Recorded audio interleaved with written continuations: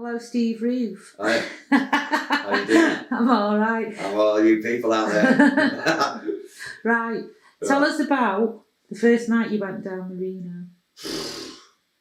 Now, you didn't warn me about that. No, I don't warn anybody. The first night, God, I think the very first time I ever went in the Reno, when I was about 15, and I'm sure it was in the daytime. Yeah. And it was just full of old Irish sort of guys. Really? Getting pissed in the day.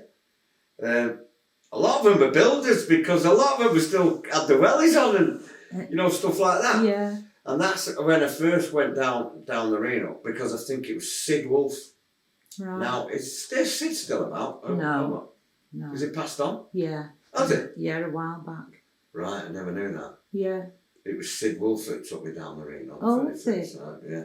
Yeah. Because he used to make me laugh. He was, he was into his kung fu and that. And used to stand there in the corner with his Chinese, like Bruce Lee jacket on. Yeah. And when he used to just stare at everybody like that. And if you looked at him the wrong way, that all hell broke loose. He was a scary fucker, wasn't he? Yeah, no, he was. But he never said much, did he? No. It was his stare. He'd look at you. If you got the bad stare off him, he didn't like you. But if he looked at you and sort of smiled a bit, which he really did. Do you know, I was just going to say, I've never seen him smile. Go on. Well, it was Sid at first when I was about 15, I think. 15, what were you 16. doing with Sid Wolf then, if you think he's so scary? Well, I'd only just met him. Where did you meet him? Yeah. Tell you where I fucking used to meet him a lot. I used to meet him in the Reno, actually, on a Sunday afternoon, because I don't know what it is. I used to go to the Reno in the afternoons, Sunday afternoons and that, or Saturday afternoons, because in them days the pubs had shut at dinner time. Yeah. And you couldn't go back then till 5 o'clock when they opened again. Yeah. So what had happened? Say you was in the Wallet or the Big Alec, because I was drinking when I was 15. Was you? I was in the Wallet when I was 15. But when they shut, everybody always wanted that afternoon drink. Of course you because did. you used to have them drinking clubs in the city centre where you could go and knock on the door and they'd go like that. And then you were in there till 5 o'clock, till the pubs reopened. And he was a mate of ours, Sean Sid, because he worked on demolition. He was a demolition man, Sid. Yeah. He was always falling through a fucking building or through a roof or through a fucking floor. Yeah. But he was a busy but fucking hell, he just had a drink problem, didn't he? Said he was constantly pissed. And I met him. They used to, the end of Range Road, there was a pub where the chemist is now, on the corner. End of Range Road. Do you know? Oh, the Court on the Hop. Was that what it was called? I think so. Yeah. Court on the Hop? Yeah, I think so. Yeah, it rings a bell, that. Yeah, Yarborough Street and Wivington Road. Yes. Big one, set back off the road. Set back off the road. Yeah. Because I met him in there, because he lived on Range Road. Right. And I always remember going to his flat, the door was always hanging off, and you just have to lift it up and pull it out of the way. And there was now in it. There's not even a sheet on. That's how Sid lives, God rest his soul. I didn't know he'd passed away. And he had about one shirt or one jacket in the wall, because I remember he gave him a jacket and he never forgot about it. Because he always went on about it, a nice coat, and he never had it off. Anyway, I become good friends with Sid because... Oh, did you? Yeah, a lot of people found it hard to communicate with Sid. Yeah, I know. That's just what I'm sat here wondering. What the hell was you saying to A lot of people found it very hard to have a conversation with Sid, because he just looked like he wanted to kill everyone all the time. The way he used to stand there corner like that. So what did you used to talk to him about, Steve? I don't know, actually. Was you just both pissed? Yeah. Just both. Well, no. Because I tell you what, he wasn't a big cannabis smoker, Sid Wolf. Yeah. Like everybody always sat down in the room. Yeah. I mean, most of the time, that's all they went for, isn't it? Yeah. A beer and a spliff. Yeah. It was about the only place you could open it, smoke a spliff. Yeah. I mean, but I never forget one night, one of my memories of in the Reno, was in there one night, and 6 Moss Side CID they were called in them days. Yeah. They used to pop in all the time, looking to see who was on the run. And 6 of them came down one night. I'll never forget. And they were all, as you got down to the bottom stairs, you had turn to the right and you had like the cafe bit, didn't you? Yeah. Where you could go and get chicken. Yeah. Because I used to love that guy's chicken and rice. My first thing I ever did every night, finished the gallery, and when I always went to the Reno after the gallery, Yeah, I know especially you did. Saturday night. Yeah. And first thing I had was the chicken and the rice. It wasn't Jamaican. Don't know what it was. It wasn't jerk chicken. Yeah. Just like in a red tomatoey sauce. I don't think I ever had it. I can't remember. I don't think I ever had it. It's the same old guy in the kitchen, Yeah. cooked it all the time. Yeah. Because you always had Larty in the box, didn't you? At the Yeah. bottom. Yeah. And then you had this old guy in the kitchen. And he was here for years. And we used to all go there. And I remember this one night. And this was very, very early days. This is 70s, this. These 6 CID. Something happened, and the next thing, all the lads turned on him. Really? Right, because I always remember it used to be Go on. wooden boxes with all the old bottles in, Yeah. stacked near the bottom of the stairs. Yeah. You know the old boxes? The old wooden crates. The old wooden crates? Yeah. Stacked up, and I remember, can I say some names? I don't know. Well, No, don't say no, I names. won't say Go the on. names, but they know who they are. Yeah. I know a couple of them are still alive. All right, so So don't I won't say the any names. No. I remember them picking these crates up and smashing them over the these 6 white CID. Because they just come into nosy, you know, like they did, and see who was in. In other words, they shouldn't have been in there. It's our club, but they did. We couldn't stop them. And I'll never forget 6 of them. Oh, you know how narrow the stairs were? Yeah. 6 of them trying to get up them narrow stairs, all crawling over each other. Well, all the lads were just like pounding them with bottles and boxes. I mean, proper smashing boxes over it. How they got out alive, I'll never know. But then, like, go on. Once they got out, then, and the doors shut, the next thing, there was like hundreds of police outside. Yeah, that. Rows of them. Yeah. Escorting us out. And they were all, the guys were there outside, like, going, I think it was him. He was one of them. Oh, I think it was him. Anyway, they didn't catch any of us because we all looked the same. Especially the lads with the afros in them days. Yeah. You know, all the lads, they all had afros, didn't they? Yeah. So they couldn't pick out the actual, who actually started this, but I'll never forget that. They absolutely got battered. I don't think they ever came in again after that. You know, or they came in uniform. These were plain clothes all the time. Used to come in this, just for a nose in, just to be a nose. Because nobody ever put the spliff out when they walked in. It was one of them. They'd actually have a drink at the bar, some of these. No, they would. And you know, and Phil behind the bar.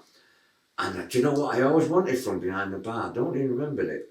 On the bar, covered in dust, was a little old, like a wind-up. I do remember it. Old clown. I don't know whether, I think he had 2 cocktail shakers. Yeah. And you'd wind it up and it'd go, and it was covered in nicotine and dust. And I thought, if this club ever got, I want that. Oh. You know, I want that. Obviously, I didn't get it. Because miserable Phil, I used to go, I want that, Phil. Well, no, you can't have that, man. Yeah. So I don't know what happened to it. Just a little wind-up cocktail maker. What the daughters might have it? Yeah. Because, what was his son called, the miserable? Buddy, yeah. Didn't smile much to him, did he? Eh? No. He didn't, did he? I went to school with him. Did you? Yeah. Is he still about? Yeah. I hope he don't see this. Yeah. No, he just didn't smile much. Don't get me wrong, he was alright, he just never They've smiled. got a different angle though, haven't they? Yeah, it was just about making money, wasn't it? Yeah, theirs is a totally different I mean, I angle don't think I ever saw Phil smile. Oh, no, I did. Did you? Yeah, right. Did. I don't think I ever saw Phil smile. But, one of my best stories was the night, you know, at the time I was DJing at the gallery. Yeah. This is late 70s, early 80s, 81, 82, 83, when I was the DJ at the gallery. Because everybody went to the gallery on a Friday, Saturday night, automatically, as you walked out the gallery, you headed to the Reno to finish the night off. As you know, all the girls, Susie, Stella, Mandy, all the girls used to go there, didn't they? After the gallery, that was the dumb big thing. Taxi heave, big one for the straight taxi. to the Reno. Tomlin, Dr. D, Dennis, everybody. Because in the early days, when I started DJing at gallery, I got a lot of my knowledge of Persian. Yeah. Because he was the best one, Persian, and put on tunes. It was like, oh. And everybody, you'd always go, what's that Persian? And then you'd be in spinning on the Saturday. Oh, about, certain tunes. I mean, I've got loads tunes from Persian.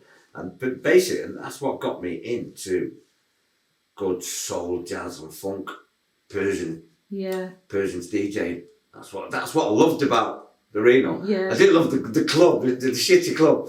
It was just the music at the end of the day. That's what it was about. Yeah. But plus the fact you could have a spliff. And then I've got to get this bit in because this is like my claim to fame. The night I went to the Apollo to see Maze in 83, 84, not quite sure whether it was 83 or 84. It was a Tuesday night or a Wednesday night. It was midweek. And in the crowd, I bumped into Lorna. Don't remember. You remember Lorna? She had a sister called Sheila.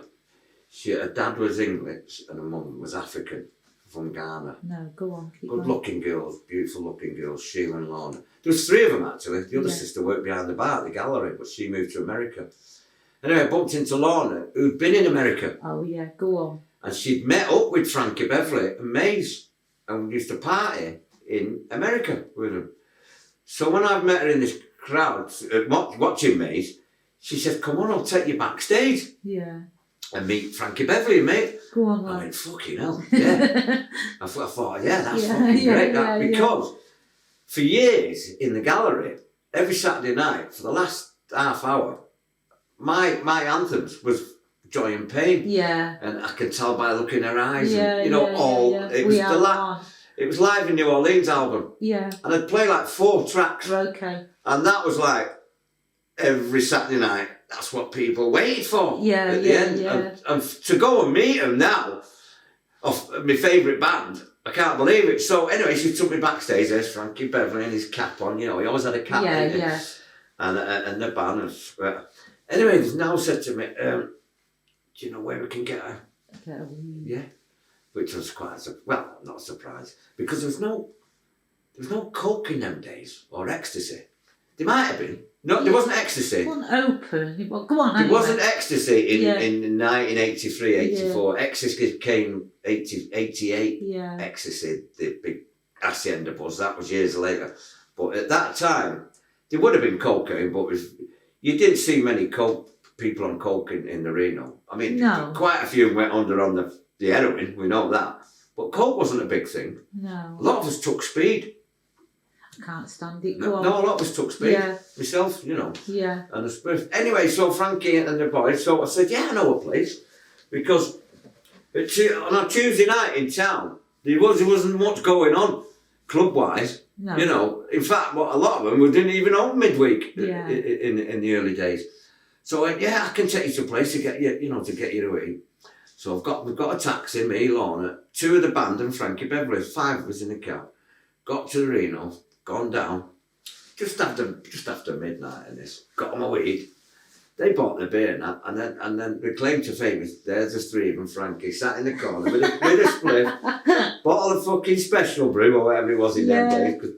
It was horrible, that special brew. Remember that Carlsberg special brew? That we all drank it. Oh, we all drank it though. Pete Brown drank it for breakfast every morning, special brew. And so, there they were, sat there, and it was the days where there was no cameras. We didn't have mobiles. I was just thinking. So none of it was captured. And I thought, nobody's I can't even phone anybody. Get down here. Guess who I've got in here? Because on Tuesday night was the money in?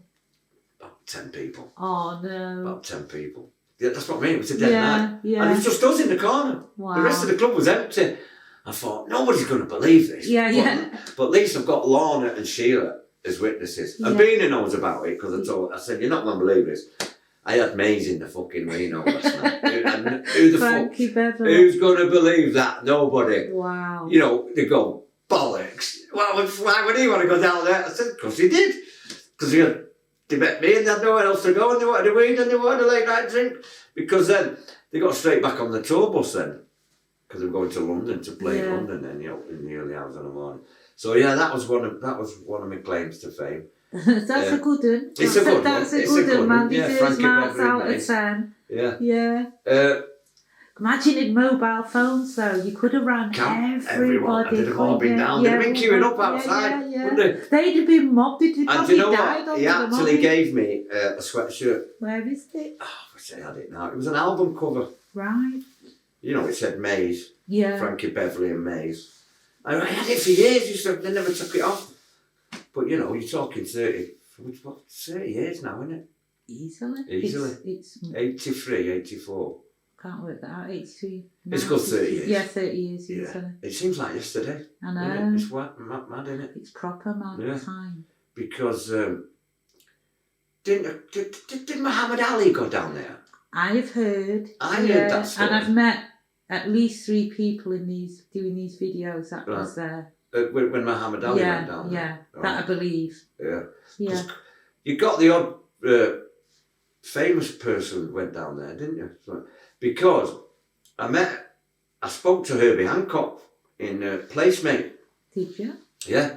But you and the stars. Listen, Herbie Hancock played Free Trade Hall. I was with Susie Prowse and Mandy and Stella. In the Free Trade In the Free Trade Hall when he did his gig. Yeah. And he didn't play my favourite track, Chameleon. Right. Right. Anyway, after that gig, he went to Placemate to do like a guest appearance. Yeah. Because Placemate was 7 rooms at that time. Oh, yeah. It's gone now. It's a hotel now, Placemate. Oh, I've got the wrong one in mind. Right. Placemate was the end of Whitworth Street, where the fire station is. Yes. There's a hotel number 1 now. It was a gay club for years, next to Monroe's Mallory's on the corner. Yeah. It was a gay club years after that. But Placemate was 7 rooms. It was called Placemate 7. And it'd be Hancock. And I remember going up to him because I thought, we'll get him down to Reno tonight. You're going for it. I'm going for it. You're going for all anyway, the big stars. I said, hey, I was just come from that gig. And I said, out of all the tunes, you didn't play Chameleon. My favourite tune I bought that 7-inch, you know what I mean? 7-inch input. He went, sorry man, next time. I thought, yeah. And I thought if the Reno had been open that night, I'd have had you down there and that'd have been another one. But I can't remember. I can't remember much. How come you went to Placemates and Susie and that didn't? Because Herbie Hancock was gone. No, I know that's why you went, but how come they didn't go? Because they might have done. Oh, okay, go on. I don't know. Oh, it's just I've never heard the story. No, perhaps they didn't. But I tell you who was with me a lot of the time, Beena. Yeah. Colin, you know, right, but you've done Colin, haven't you? Yeah. Yeah, you've done Colin. Yeah, he was with me on a lot of these things, and his brothers and all that. But memorable nights at the Reno, God, there's so many. I know. I mean, I can picture Big Frank in the corner in his African gowns. Oh yeah. And his round, because I love Frank. He was so generous, Frank. You went to Frank, well, because I knew Frank, because Barry was his driver. Yeah. Barry used to drive Frank, pick the kids up from school and all that. Barry did. Yeah, with his chauffeur. And I don't forget Chip's there one night. She'd caused murders.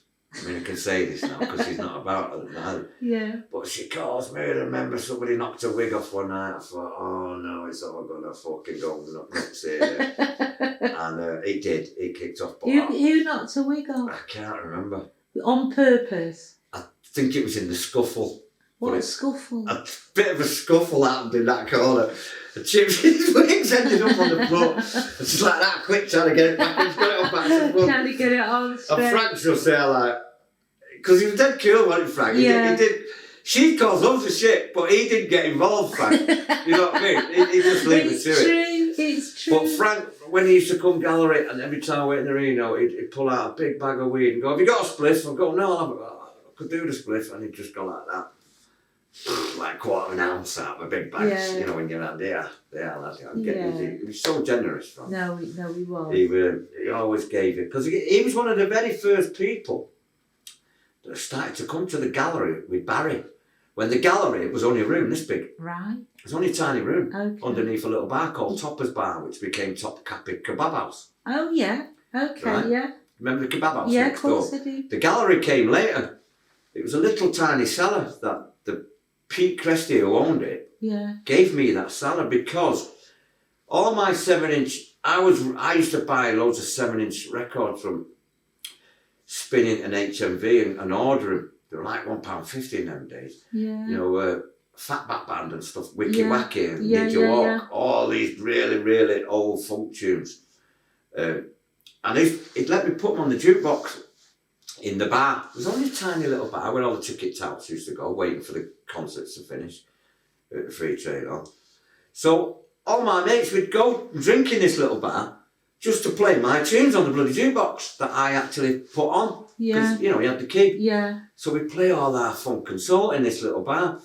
And then he said to me, like, what about, let's open up the cellar and start playing, why don't you DJ down there? Because that was when I first started to do it. I was never a DJ. I've wondered about this. I just had a little box of fucking 2 boxes of your own records. But most of them that I heard in the Reno. Right. This is what I'm trying to tell you the story. Where I got into my music was through Persian. Not the other young kid who played all that electro stuff years later. Phil's other son. Oh, Moses. Yeah. Because he'd play all that fucking 100 mile an hour. Yeah. Because electro started then, didn't it? They called it electro. Because Herbie Hancock brought a rocket out then. Remember that? That mad. It was all electro and everybody went electro mad. And then Persian had left the Reno because Moses took over then and it was just 100 mile an hour. Music has changed. No, it's true. Once Persian had gone, it was all... Yeah, no, it's right. We all agree on the same thing. Because Dennis used to DJ, right? And Tomlin, did Tomlin DJ? Yeah. Yeah, Tomlin played decent tunes. And Dennis did. And who was the other DJ down there? What's he called? When I left the gallery, I gave him the crown. I went, right, you're taking over. I've no idea. Fucking hell. You've said all the DJs. No, I haven't. There's one more. He plays now. He still plays. Ewan Clark. Yeah. Ewan Clark. Yeah. He used to play at Reno, didn't he? Yeah. Yeah. So, like I say, once Persian left, then they all started to start played after him, didn't they? You know, they took it in turns. Yeah. But then that Moses took the Friday, Saturday, Sunday nights because they sort of Sunday night. Yeah, lots of people like Sunday night because you never got out till Monday morning. In the Reno. Yeah. That's what I'm on about the Reno. Yeah. Sunday nights I used to love because we'd open the gallery till 12 on a Sunday, and we'd have to shut them by law. Yeah. 12 o'clock. But then we used to do all-nighters. And what we'd do, we opened up a minute past midnight. Because then you're Monday in the morning. next day. It was Monday morning then. Yeah. By law. It was at Anderton. Yeah. You remember that chief of police who God thought he was God? Yeah. He shut everywhere down, didn't he? He shut all the drinking clubs down. In the 80s. I'm sure he tried to shut the Reno down. And the Nile. Possibly. No, he did. He tried, but he failed. But he ruined this town, that Anderton, with his God shit and what have you. But where was I now? I'm getting lost. I've no bloody idea, I know, Steve. I don't know. I'm just jumping around with what road are we on? Let's have a think now. Right, back to the Reno. Tell us about the atmosphere in the Reno. Try and describe fucking hell, if the you atmosphere. could see through the smoke, yeah. Yeah, all right. The atmosphere, because you couldn't fucking see your hand in front of it. I mean, it was a pokey, dingy fucking... I mean, let's be honest, if a fire ever started in there, we'd have all been burnt to death. Burnt to a crisp. Yeah, because there was no fucking health and safety in them days. So. There wasn't about anything though. There was really, nothing in there. Fucking hell. You're lucky if there was a box to have a piss in, you know what I mean? I'd fucking get it out because if you were in that far corner and the fire started, you'd be full. You'd never have made it to that door. And you couldn't get a mass of people all rushing up them stairs because they've all just got trapped or all fell over each other. Yeah. Because in that little dingy pool room, there was another little door. There was a little hole in the wall. Yeah. A little smuggler's door. Yeah, a little smuggler's door and then that went to the back alley. Yeah. Into the dark back alley where it was full of rats and what have you, fucking vampires. So if you try to get out there, you're going to get murdered anyway because it was only an hole in the wall. I remember going out one night, fucking hell, really on each other's back. Yeah, well, they used to sneak you out there if the police was outside some nights, didn't they? They sneak out the back. Go back to the night of the beating up the police. What started it? Who started? Don't say a name. No. But what kind of got in their head? What kind of they made just it go? Fuck you. Fuck yous, what are you doing in here again? And the fucking next thing, what happened? It was bottles come flying out of that back room. Because them crates were there. And I was watching who was throwing the bottles. Did you throw any? No. You shit. No, I was actually in the club bit. Oh, okay. And they were sat near the door, all these 6 coppers, plain clothes, all in suits. Just giving it a big one like they did. Yeah. And the next thing, all these fucking bottles come flying out of fucking nowhere. And then the crates on top of that. Shame for them. But the thing was, they couldn't. The 6 men trying to get out that little door and up them down the stairs was impossible. So they're all trying to climb up. And while they're going up the stairs, the guys at the bottom were at the bottom chucking crates out. God, there's blood everywhere. What's that? Was that serious? Yeah, I didn't think about that bit. No, I just thought, if it's stupid. I thought, I hope these cunts have not killed them, else they're never getting out of here. Yeah. They all got out Did alive. anybody get charged? No, because, like I say, once they got out single anybody out. and the door was shut,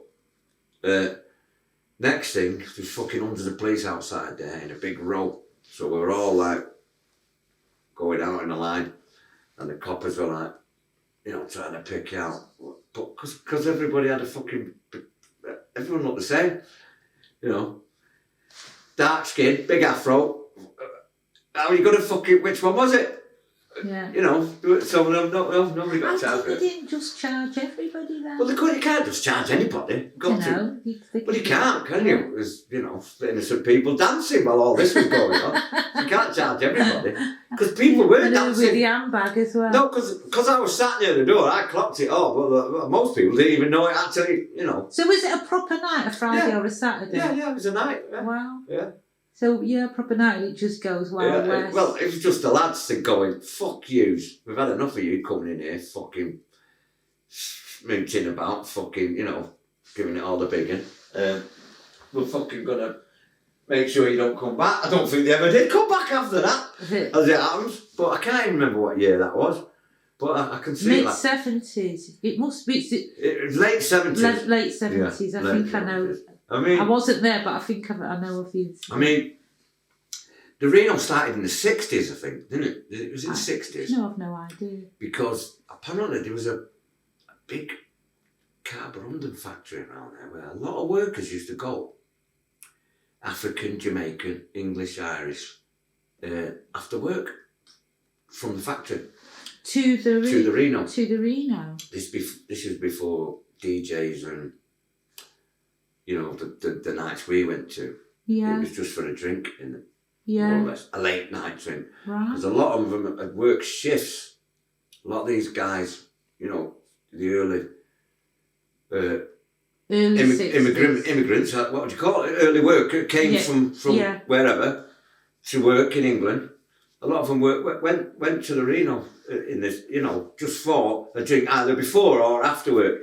That's why it always had that late night licensing. Oh, okay. Because it was actually for... How do you know this? Somebody told me. Oh. I tell you who told me this. Because it was like the press club in town. Yeah. That was open just for the press workers that used to print the evening news. Ah.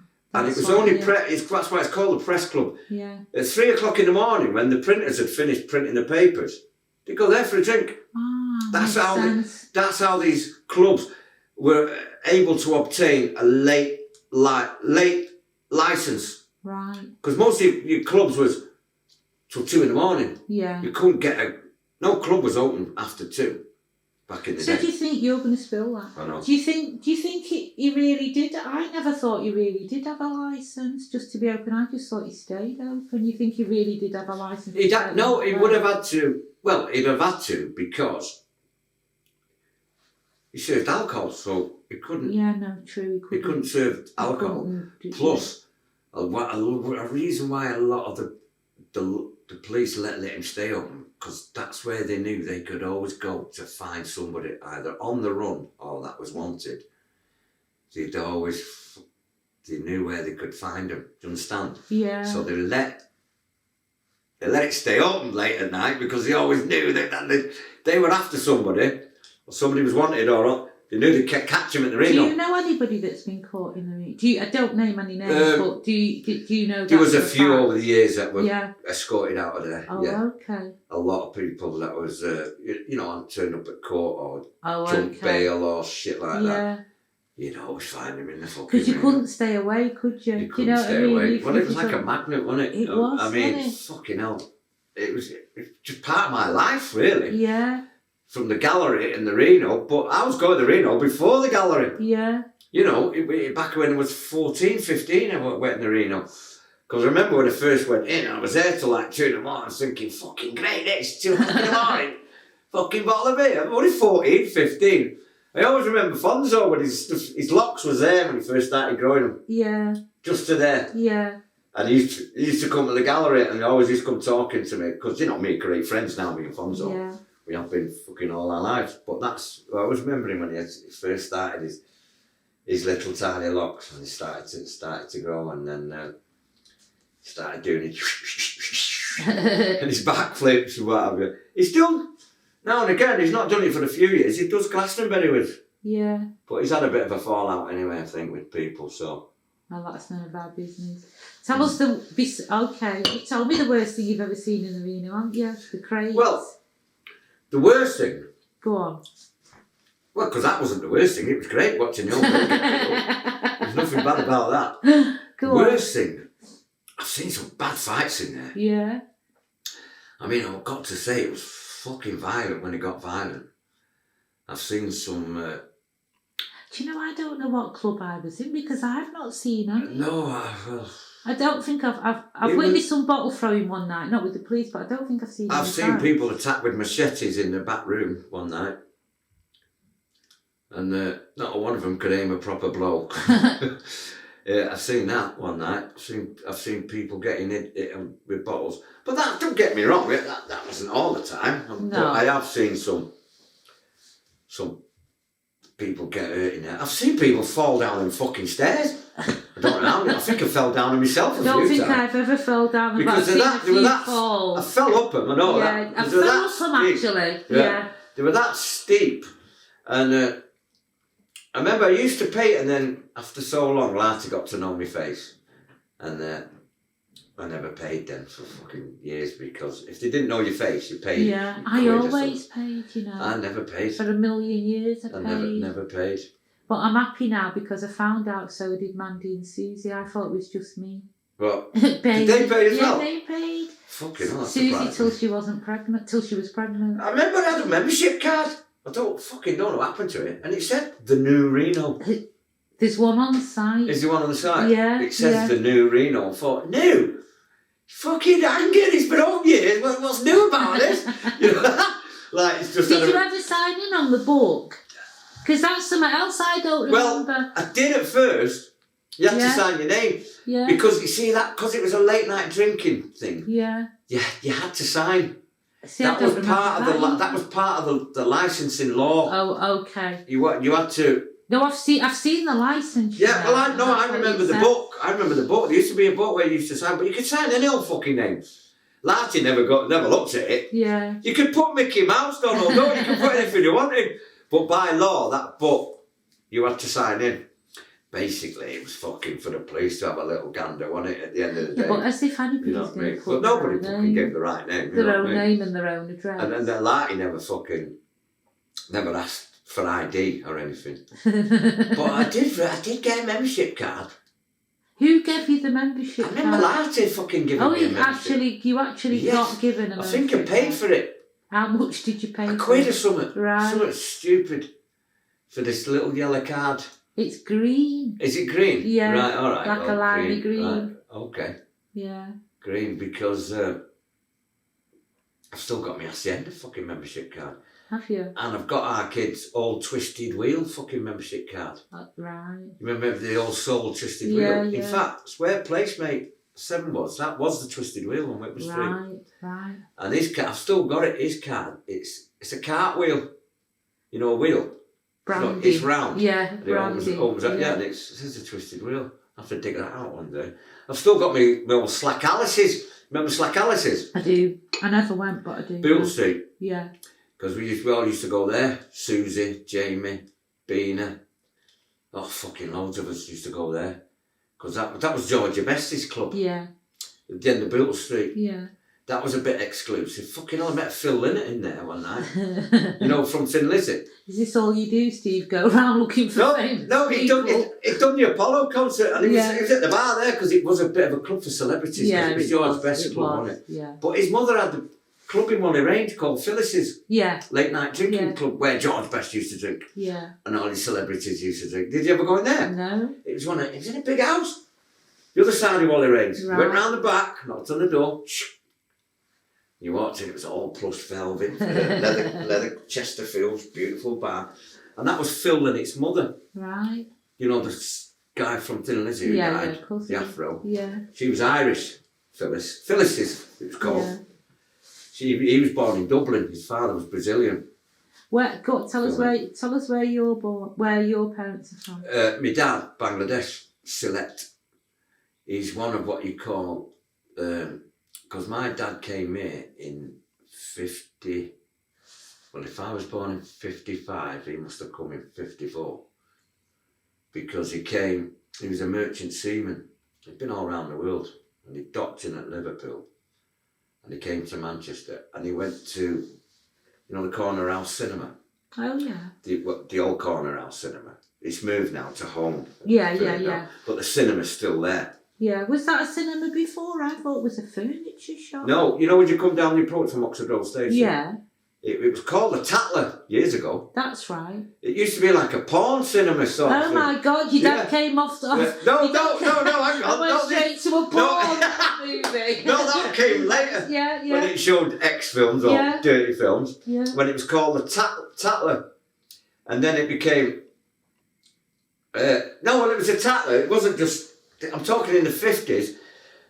My dad went there to see a film, not when it was a dirty film show. And my mother was the torch lady.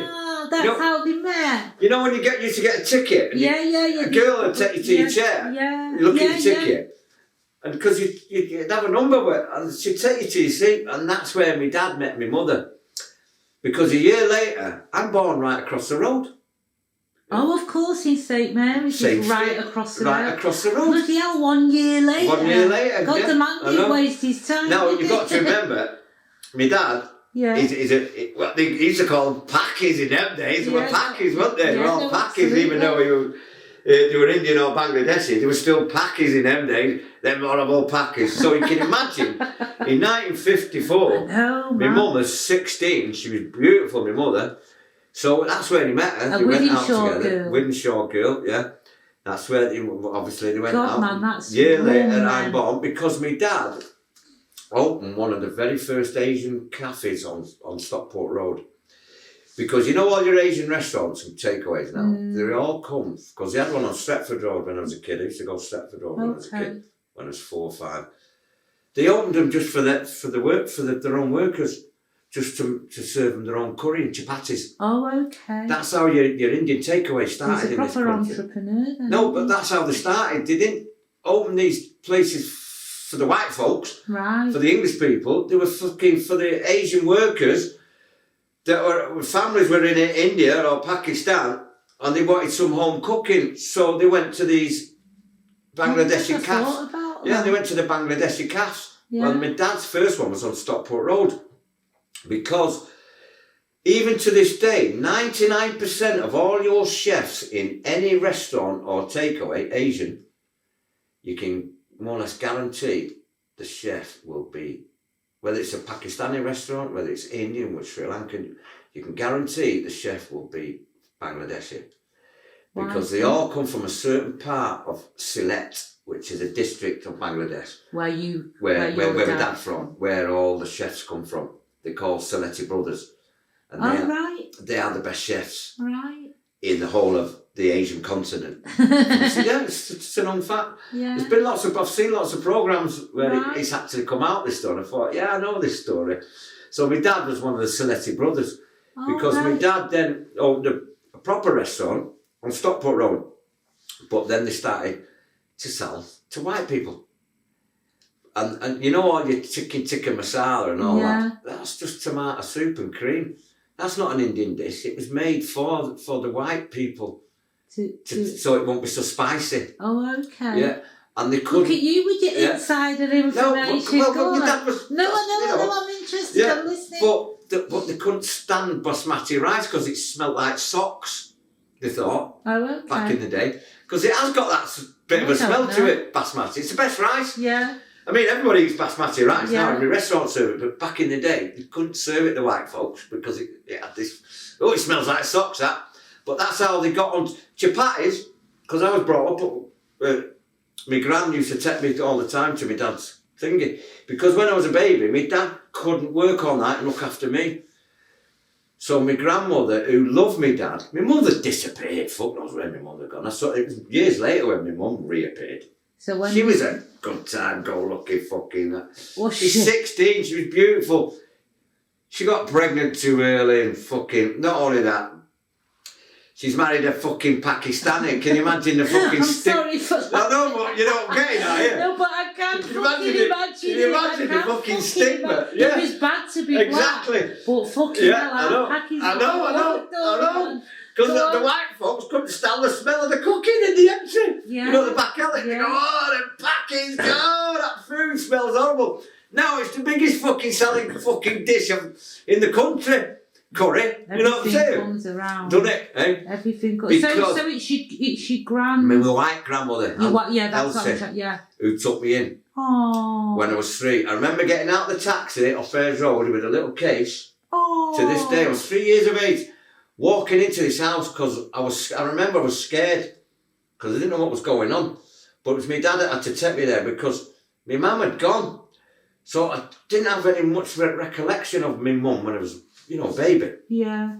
Don't remember at all. Wow. It was my dad that looked, but because he worked nights in the cafe, the Asian cafe, he couldn't look after me as well. So that's when my gran said, bring him to me. He paid me gran money every week, Yeah. Even as I grew up, he moved to Cambridge. He opened a restaurant in Cambridge. He opened a restaurant in Exeter. He opened a restaurant in Birmingham. All through my life, I'd go and stay with him in the school holidays. Right. I'd get on the train and he'd meet me at the other end. Sometimes, then my mum turned up and then she'd take me, only to fleece him. She was always fleecing him. That's how she had the hold on him, because of me, the little son. I was his son. I was his only son. Yeah. Plus, I'm part of his life. So somebody, when I was little, had to take me there. Or he'd come to the house once a year. It was every 6 weeks holiday. But my mum adored him because my gran adored him because he looked after my gran because she brought me up. I went to Seymour Park School and I went to Old Trafford Boys School because in the 60s then, that's when all the young Jamaican lads just first arrived. Because our street, Albion Street, they'd all just arrived in the Asians because my nan was known as Auntie Elsie. Yeah. They all brought the babies to her when they were ill. Who, the Indian mother? The Indians and the Jamaicans. Oh, okay. She was in every other house. Oh, my gran. What a woman. She was the only white woman out the fucking whole street. Yeah. That had time, it wasn't prejudice and had helped these people because she had a little half Indian grandson, you see. Oh. So, do you understand? Yeah, I do. Yeah. I'm loving this story. Right, so she's going in Bina's next book. Yeah. It's called Manchester Mavericks. There's a whole chapter about Auntie Elsie. Yeah. Because to this day, some people still pull me in Old Trafford. Well, they did do. She's passed away now, but some of them haven't. How's your nan? Because they remember when they was a kid. I still go to this day to different houses now in Stretford where they've all moved out of Almy Street for curries, to weddings, to birthdays. I get invited to them all through my gran. Oh. Because I remember one of them, he always comes to me, always phones me up, how are you, all right? He'd gone to Pakistan and he'd come back with fucking malaria. And my gran had gone in, the mother had come over, Auntie Elsie, my baby's not well. And she's picked the baby up and she's gone, this baby's dying. Oh. And she took him straight to Manchester Royal, saved his life basically. He was dying with malaria. And this kid today, he's 45, he's got 3 grown-up children, still talks about it. Your gran won't be here today if it weren't for Auntie Elsie, your grandma. And I think that's a great story. And I won't be here today, 50 years later, eating curry in your house, if it wasn't for my grandmother in the 60s, when you first came over and lived in our street. Because she looked after all the Jamaican kids. One of my bad ex-men, she used to bathe him all the time and take him to hospital. She was like Mother Teresa for all the first early Jamaicans and Indians that arrived in the 60s into Old Trafford. What's the second name? Elsie Beatty. We have to build her up. Yeah, and she became a Jehovah's Witness when she got to 70. She lived till she was 96. Wow. See, that's karma for you. No, exactly. Do you know what I'm saying? No, exactly. My gran outlived 2 of her daughters, my mother, my auntie, 2 of her sons, outlived them all, her own children, till the age of 96. Wow. And that to me is karma to my gran, because of all the fucking good deeds. Where was her fella? You've not said anything about her fella, well, her fella was Paddy, who was also dead famous. Is it? Yeah, because he'd go shooting a lot in the 60s with shotguns. I used to go shooting with him in Trafford Park, and he'd bring rabbits home every Sunday morning. We'd have rabbit all the time, and he'd always give a rabbit to the Indians because they loved the fucking skinning the rabbits. No, he did. And he was like, fucking, I'm going to put it, the fucking... He'd just give them chickens because he'd shoot lots of ducks. Just generous. Yeah, he used to give it all away because we were brought up on rabbits and chickens. Yeah. And he was Irish. Was he? Yeah, Paddy. But he died way back. He doesn't sound like he's your blood, is he not? No. Granddad? No, he wasn't my granddad. My grand's first husband was killed in the war. Oh, okay. Apparently, yeah, my grand's. Your blood granddad? My mother's. Yeah, my blood grandfather was killed in the war. My mother's father. So I never got to meet him. But I did meet my Bangladeshi grandfather when I was a kid. Yeah. How? Just about recall it. It was only a little. He came here because you've never been there, have you? No, he came here to see me. Yeah. Has your dad got other kids? No. Wow. No, but he did marry again years later. A young wife in Bangladesh, but never managed to get her back here for some reason. Yeah. He never got her. No, he didn't have any others. I was the only child. But saying that, I have got shitloads of uncles and cousins in London. You know, his sister and his brother that have all got grown-up children, that have all got children. I've got about 3,000 million cousins. I can imagine. In Brick Lane. You know, Brick Lane, London, where all the Asian cafes are. Yeah. Because my dad started them all off there in the early days. Okay. Yeah, in the early 60s, in little cafes. So as soon as he died, rich? Is he alive, actually? No, my dad died 20 years ago. Okay. No, he wasn't rich. I'm just thinking with all these cafes. Yeah, no, he started them off. He helped them out. Gave him the knowledge, in other words. Yeah. When they first come over, his brother and that. And now they're all fucking loaded now. But I was like the black sheep of the family because I kept getting nicked for fucking drugs and he wasn't happy with any of that. So I washed his hands off me a little bit. What your dad did? Yeah. Well, you know, I don't blame him. I was in and out of prison and that. And he's like, my son is useless. And, after he's such an entrepreneur. Yeah, well, so, you know. And what he wanted me to do was to go into the restaurant business. He bought this brand new restaurant in Birmingham, but I was having none of it, was it? I wasn't going to work in no fucking restaurant for the rest of my life. No, because he worked too hard. He worked till 4 or 5 o'clock every night. My dad had a late night restaurant in Birmingham where he worked for the last 10 years of his life. He never got home till 7 o'clock every morning. Then he was up again at night getting the meat and all that from the butchers and ordering this and cooking, because he did everything. He wasn't just the owner. Yeah. He'd have a waiter's jacket on, he'd be serving the food, he'd be cooking the food. Wow. You know, he was hands on everything because it was his business. I mean, he didn't get rich that quick in them days. You know, it was hard work. Because I remember when I was a kid in Birmingham, I remember there was always cunts running out and not paying the bill, especially drunken Irish guys. I've done it a few times myself. No, but I remember I was running down the street with him, chasing people that hadn't paid the bill. This is when I was 14, 15. He died about 20 years ago in London. And because it washed his hands off me. I was just a useless son. And what How long did you not... Did he seriously stop talking to you? For a while he did, yeah. Yeah. Because I married a Thai bird, didn't I? You remember the Thai girls that me and Bean married? Remember that? I do remember. And we used to take a massy end and that. Yeah. Well, he wanted me to marry somebody. In other words, he wanted to arrange a fucking marriage for me. Did he? You know, like they do. After he's been with the I know, you know what I mean? What's he coming on with? And exactly. Do you know what I mean? And then he's crying that I've married a Thai bird, do you know what I mean? What a fucker. But at the end of the day, he was right. Why? He was right. Why? He just was. Because he That knew. you should have had an arranged marriage. Well, I should have married a fucking nice Bangladeshi girl that would be here today looking after me and cooking me tea every night. You know? You're misogynist. Yeah, no, but it's right, So isn't it? what do you do with the And have half top white? curries every night now when I listen to me dad. I know, but what Instead do of you do with the fucking half white side of yourself then? What's With the half white side of yourself, because you can't have a Bangladeshi. You're not full Bangladeshi. It doesn't matter. He had one. He had about 10 He had lined 10 up. lined up. He had about 10 lined up, yeah. Yeah. In the village.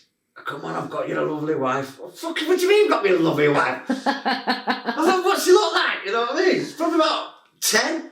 Did he ever show you a picture? Did he fuck? Yeah. Yeah. Did he fuck? Oh, Well, I was having none of it, was it? I was having none of it. Even after you became a criminal, did he still try to? No. I was going to say, because then he was sick of bailing me out of fucking jail and that and fucking. Yeah, but paying none of fines. their families would have wanted you then, though, would they? Because they had to have all that lined up thing, They were don't all. you? Listen, mate. His brother's kids, as barristers, fucking barristers, yeah. Barristers, doctors, they're all educated. Fucking, that's all they live for is education, and that's all they work for is to put the kids through education. Because like now, he's moved from Brick Lane, my uncle, to a fucking big fucking £2 million gaff now, through working 7 days a week hard in the restaurant.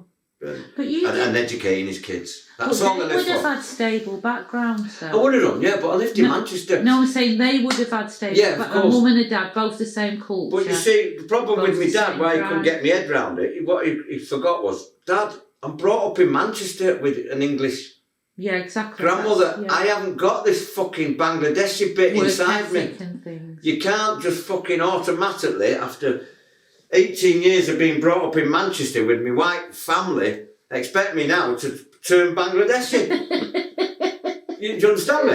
I do that. Because What's making I wasn't me laugh? supposed to eat bacon. If you knew I ate bacon, Oh, he'd right. kill me. Right. Muslim, innit? You know what I mean? Right, yeah. Well, I thought, yeah, bollocks, you don't even go to the mosque, and you drink whiskey And afterwards. you shag with each And other you white smoke. women. Yeah, and you smoke, and you shag like women. So shut it. You know what I mean? Trying to fucking tell me to be a good little Muslim boy. Get fucked. Yeah. You know what I mean? Can we have a fight? Can we have a break Of for a course minute? we can. Fucking hell, we've gone right off the fucking. Everybody knows when you go to the fucking toilet now with that fucking Facebook. But they do though, don't they? Do it's like you can't go. I can't go out at the weekend. Come Monday morning, my fucking face is all over fucking Facebook. I'm like, I didn't even have a camera. Go on, tell us about the house. The young for battered husbands. Go on, yeah. Right, well that was my old house.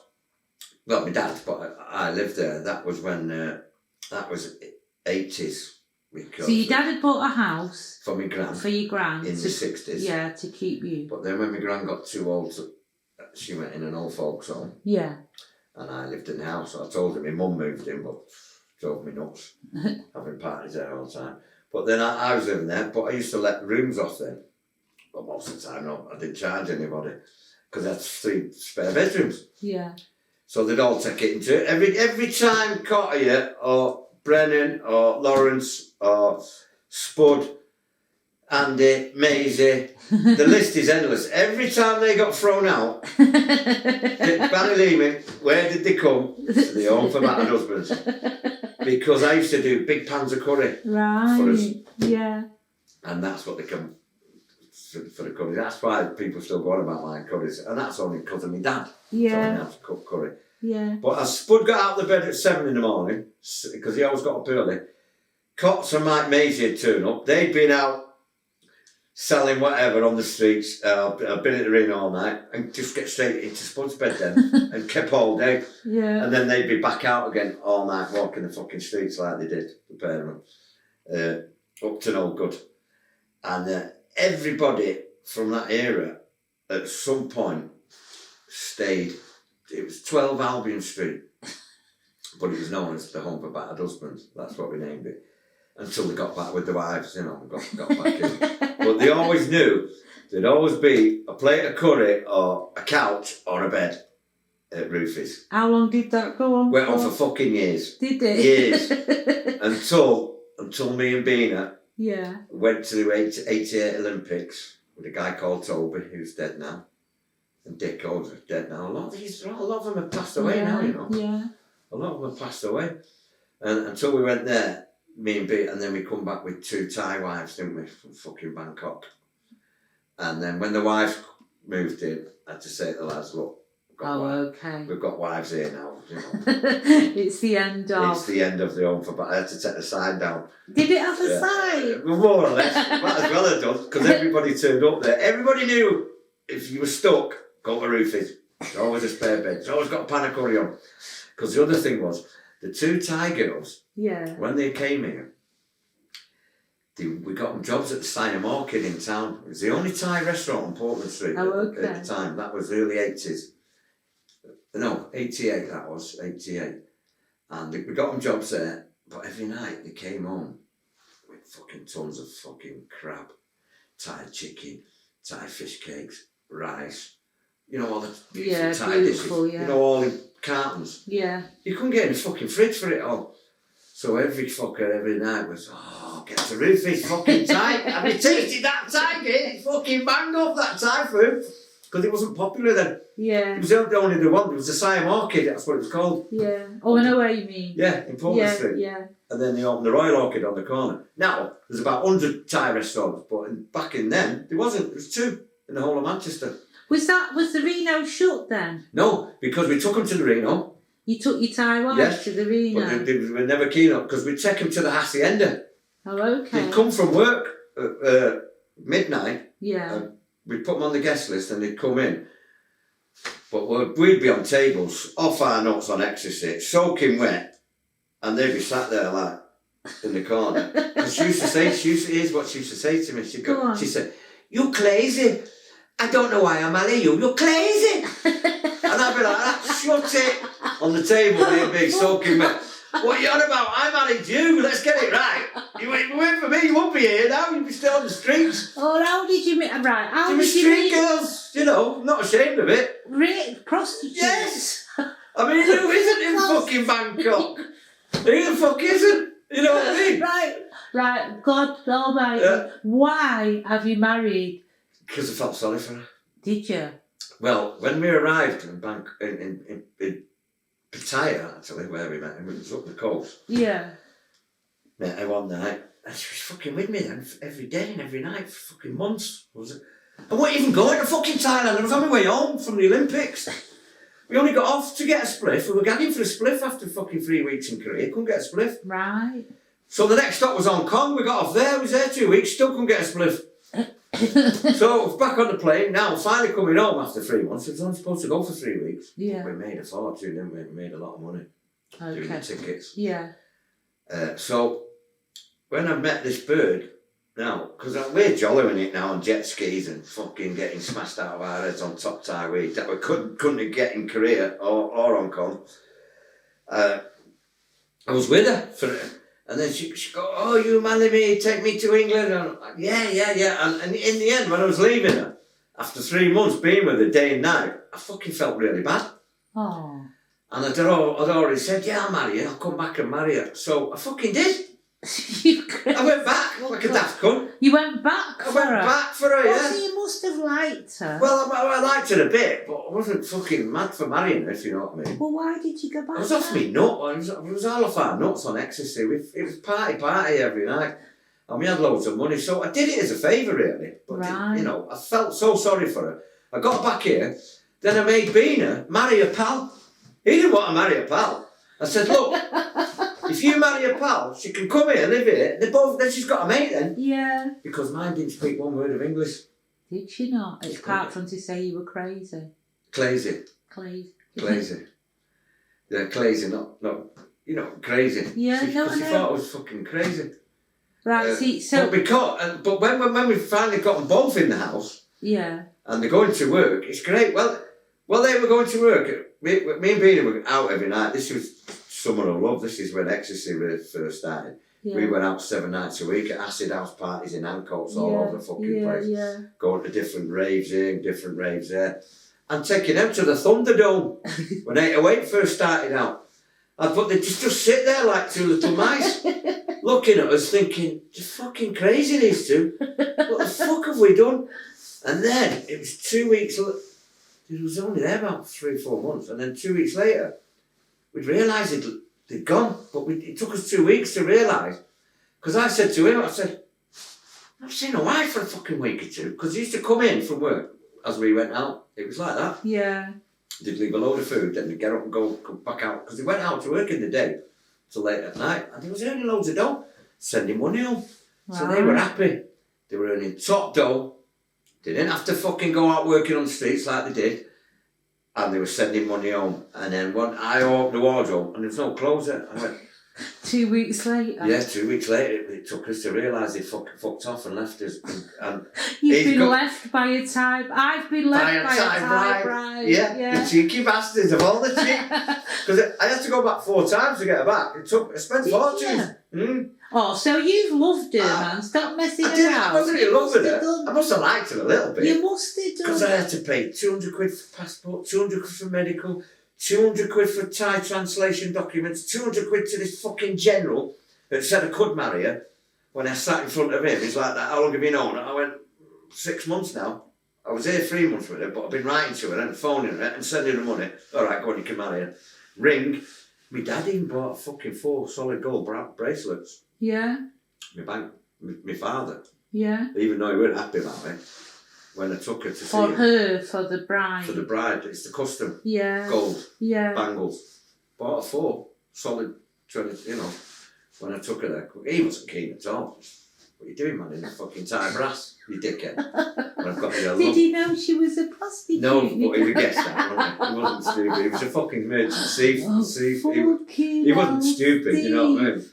You must have loved him, man. I'm just glad. I spent an absolute 4 times I had to go backwards and forwards to get her back to this country. And then to do the same for Bina. And to get him to bring a friend who spoke perfect English. Her friend. Yeah. Who Bina was seeing at the same time. Because we go to the village and have parties with them. You know, in the little village. In their village? In just outside Pattaya. But like I say, yeah. When we realised he'd left us, we wasn't asked. I bet you. We wasn't fucking asked. But here's the best bit. It was his mother and my fucking mother that got my council flat. How does that happen? Because they knew we were twats, and they used to say to him, they're no good, them two. We'll look after you. You know, our own mothers. Yeah. And the mother adored her. And his mother adored her. Right. Because they were two, like, little Chinese dolls sort of thing, you know what I mean? So they helped him. They helped him get a flat and everything. Our own mothers got him a fucking council flat. Can you believe that one? Because we were shy at being husbands. Waste of space. They're wasting no good, them two. Come on, we'll get you the flat. And they did. They ended up fucking 6 years later with their own fucking restaurant in fucking Livingston. Called the Lemon Tree or the Lime Tree. Oh, the Lemon Tree. Is it the Lime Tree or the Lemon? I know where you mean. Lemongrass or something. Yeah, I've been in there. This is 15, 20 years ago. Yeah. Yeah, they had that. Yeah. I thought, fucking hell, you've done all right, you two, you know what I mean? Yeah. And that was only thanks to me marrying her. She'd still be fucking brassing it in Bangkok, you know what I mean? Fucking I know, fucking hell. I gave her mum a grand. Because I went to meet the mother who lived in a shack on stilts on the river in Bangkok. Wow. Because her dad had another wife. All Thai men have 2 wives. Right, as custom. Yeah, and they've got 2 families. So the dad lived somewhere else. I remember bumping into the dad, stoned out my head. Because the brother was a monk. They're all monks. You know, Thai monk. Got the story. And he'd sit there, fucking get me. He got me the top Thai weed all the time. I remember I threw a white in, bumped into a dad on the street, and I was spewing up on the street. I thought, oh, great impression, this is. Fucking great impression. Making the fucking. But he didn't give a fuck anyway. And the other brother was a jockey. He took me to Bangkok races. Right. And what have you. But little did I know, she had a little boy. She never told me. Oh. She already had a boy. Right. And the boy, I think, is here now. He's 20 when odd did now. you find out that she had a boy? She told me in the end. When she was already here? Well, yeah, afterwards, when we'd all split up and that. Oh, because, okay. She came to visit me in prison one time. But get on this, it was only 2 years ago. I'm at this club in town called Bangkok Nights. Yeah. on just off Portland Street. It's a bar cum Thai restaurant. And the Thai owner, I said, I used to be married to a Thai girl called Nok. He said she used to work at the Siam in the 80s. He said, that was my restaurant. He said, she worked for me.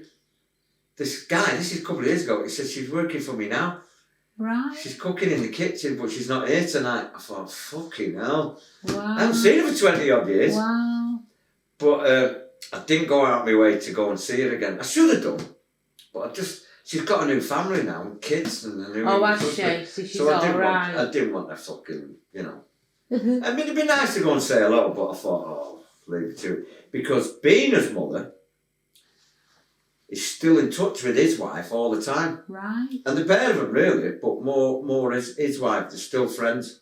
Right.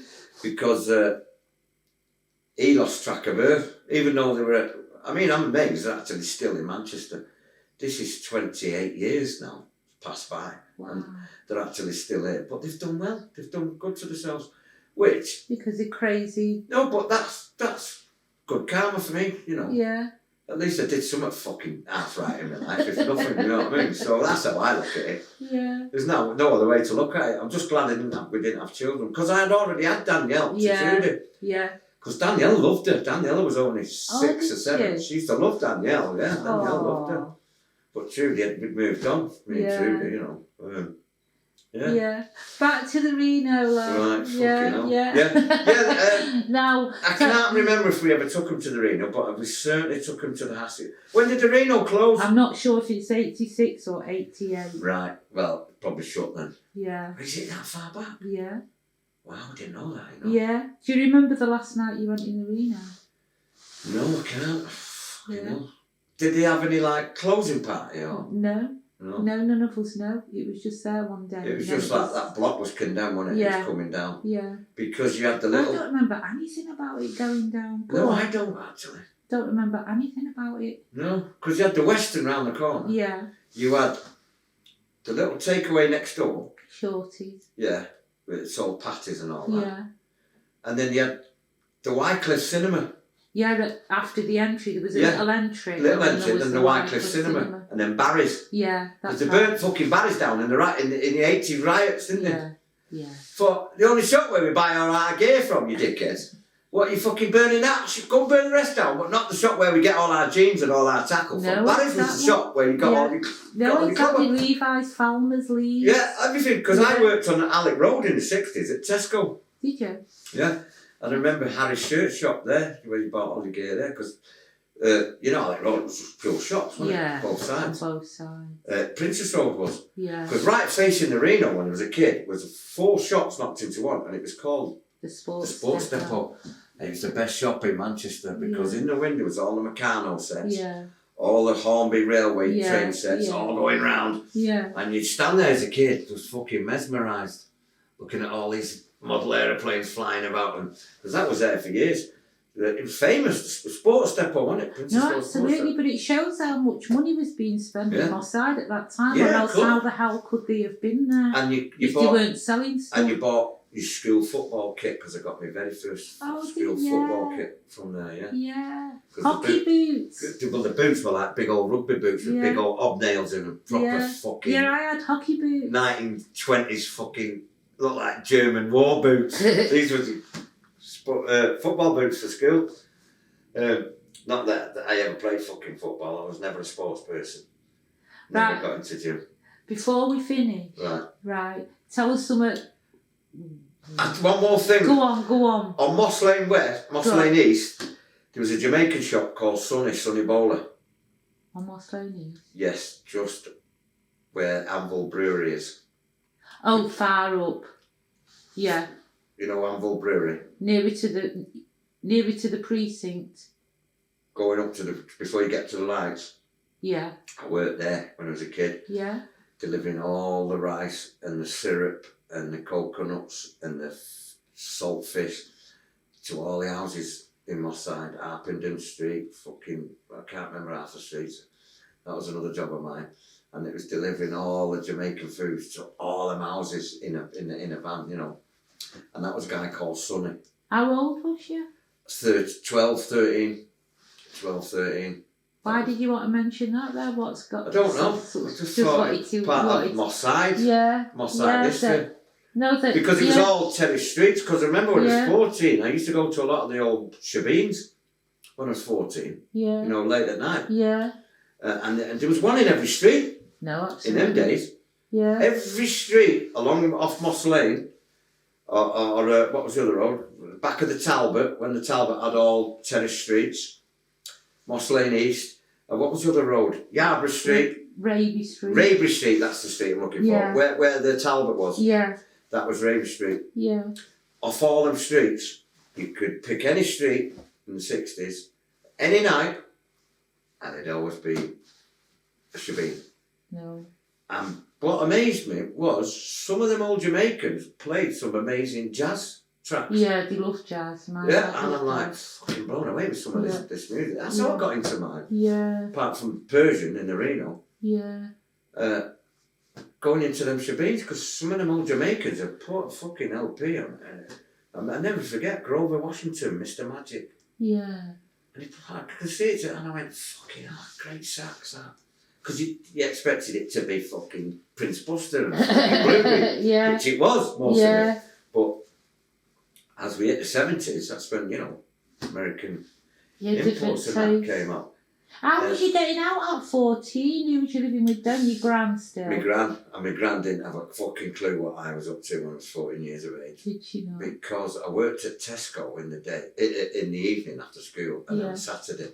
So I had wages. Right. I was on about £2 a week. Which was a lot of money then. Yeah. Because I remember going Freeman Harding Willis on Alec Road and getting a pair of patent boots. I remember buying them. Freeman Harding Willis. Yeah, shiny black boots. Yeah. Because they had Woolworths and everything. Yeah, of course they did. And I bought my first LP at Paul Marsh. Yeah. Which was the reggae shop. Yeah. And it was Tyrannosaurus Rex. Was it? Which became T-Rex.